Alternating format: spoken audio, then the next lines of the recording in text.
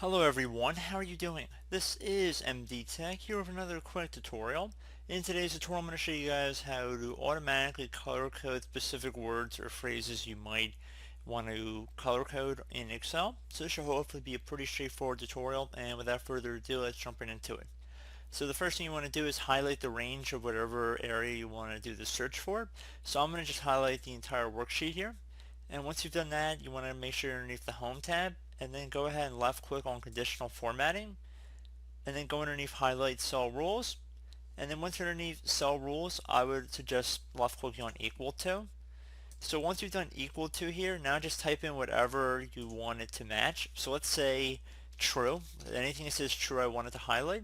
And you see by default it wants to do light red fill with dark red text. Now if you want to do a different color, if you just left inside the drop down here, you can select different options they suggest, or you can go and left click on custom format here. Pick whatever color you want. You can go underneath more colors, select a custom RGB code if you choose to do so. And once you've done that, just left click on OK and OK again.